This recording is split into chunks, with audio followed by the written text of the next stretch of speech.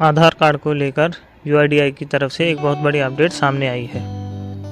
यदि आपका आधार कार्ड 10 साल पुराना है और आपने यदि उसे अपडेट नहीं करवाया है तो जल्द ही आप उसे अपडेट करें, नहीं तो आपको आने वाले समय में आधार कार्ड को लेकर बहुत बड़ी समस्या का सामना करना पड़ सकता है। हाल ही में अभी सरकार ने सभी के लिए आधार के साथ डॉक्यूमेंट अपडेट करने के लिए पोर्टल को बिल्कुल फ्री रखा हुआ है।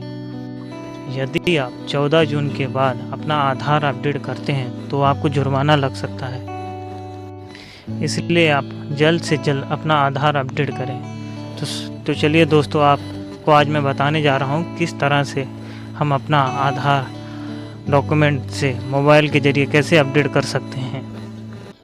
सबसे पहले हम अपने गूगल पर आ जाते हैं। यहाँ पर हम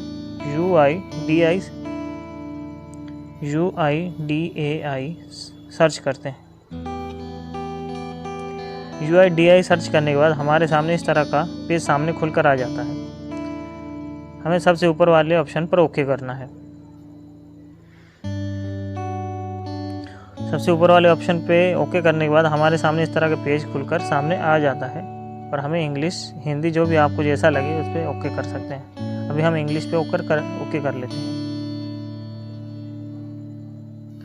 उसके बाद हमारे सामने इस तरह का पोर्टल खुलकर सामने आ जाता है।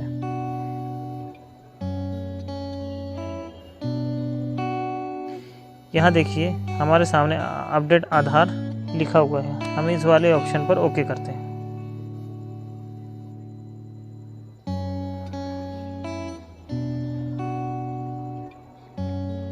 उसके बाद हमारे सामने इस तरह का पेज खुलकर सामने आ जाएगा।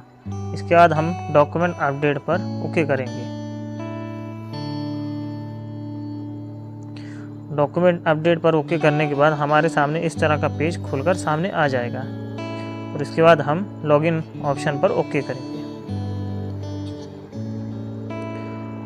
लॉगिन ऑप्शन पर ओके करने के बाद हमारे सामने इस तरह का पेज खुलकर सामने आ जाएगा।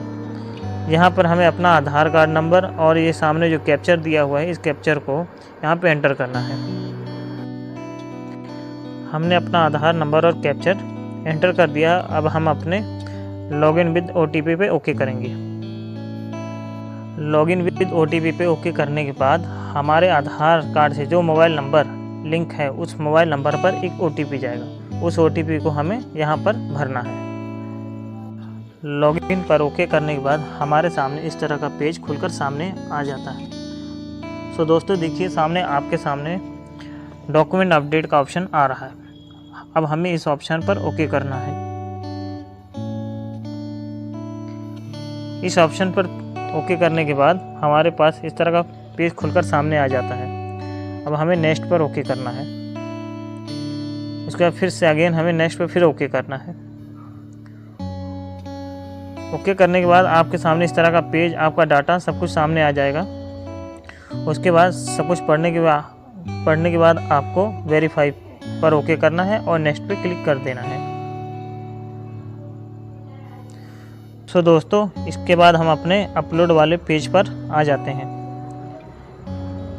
यहाँ पर हमारा जो भी हमने डॉक्यूमेंट है, जो भी हमारा ID प्रूफ है, जो भी हमारा एड्रेस प्रूफ है, उसका साइज 2 MB से कम होना चाहिए और वो JPEG, PNG और PDF के फॉर्म में होना चाहिए, जो कि हमें यहाँ पर अपलोड करना है। यदि आप फ़ोटो या कोई भी ID प्रूफ का साइज़ 2 MB से ज़्यादा है तो इसको कैसे हमें कम करना है, इसका पूरी जानकारी हमने अपने वीडियो के डिस्क्रिप्शन में दिया हुआ है, वहाँ पे आप जाके देख सकते हैं। इसके बाद हम अपने प्रूफ ऑफ आइडेंटिटी डॉक्यूमेंट पर आ जाते हैं। यहाँ पे हमें कौन सा डॉक्यूमेंट अपलोड करना है सेलेक्ट कर लेते हैं। हमारे पास बहुत से डॉक्यूमेंट जो इन लोगों ने रिक्वायर्ड किए हैं कि चाहिए, इनको लिस्ट दी हुई है। इनमें से आपके पास जो भी डॉक्यूमेंट है आप उसे अपलोड कर सकते हैं और किसी एक डॉक्यूमेंट को सिलेक्ट कर लेते हैं। सिलेक्ट करने के बाद हमें इस तरह का सामने पेज खुलकर सामने आएगा। इस पर हम ओके कर देते हैं और इसके बाद हम view detail and upload document पर ओके कर लेते हैं। उसके बाद कंटिन्यू टू अपलोड पर ओके करते हैं। इस तरह से करने के बाद हम अपना डॉक्यूमेंट सेलेक्ट कर लेते हैं जिसका साइज़ 2 MB से कम होना चाहिए।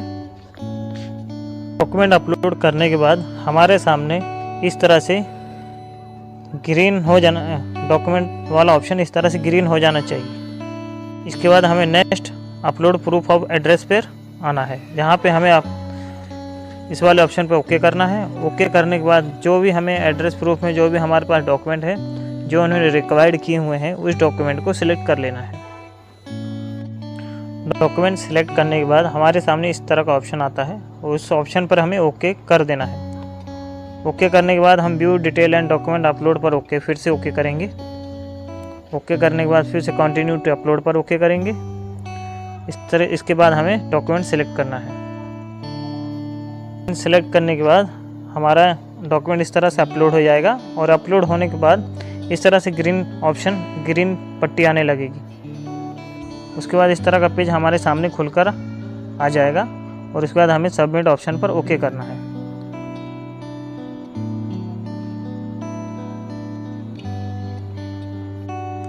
सबमिट ऑप्शन पर ओके करने के बाद हमारे सामने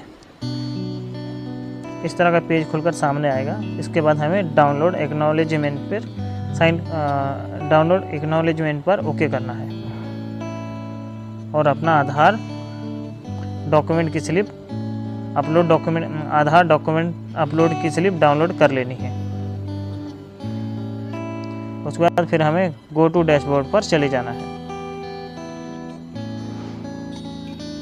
गो टू डैशबोर्ड पर जाने के बाद हमारे सामने इस तरह का पेज खुलकर सामने आ जाएगा और हमें इस पेज पर सबसे नीचे जाना है। सबसे नीचे जाने के बाद हमारे पास डॉक्यूमेंट अपलोड की नीचे जाने के बाद रिक्वेस्ट में डॉक्यूमेंट अपडेट की जो हमने अभी जो रिक्वेस्ट डाली है वो वेरिफिकेशन स्टेज में चली गई है। 1-2 दिन के अंदर यह वेरिफिकेशन हो जाएगा और हमारा डॉक्यूमेंट अपलोड हो जाएगा और उसके बाद इस तरह से जैसे कि नीचे दिया हुआ है कंप्लीट बताने लगेगा। तो दोस्तों आपको यह वीडियो कैसी लगी? यदि आपको ये वीडियो अच्छी लगी हो तो मेरे चैनल को सब्सक्राइब और बेल आइकन को ज़रूर प्रेस करें और लाइक और कमेंट ज़रूर करें।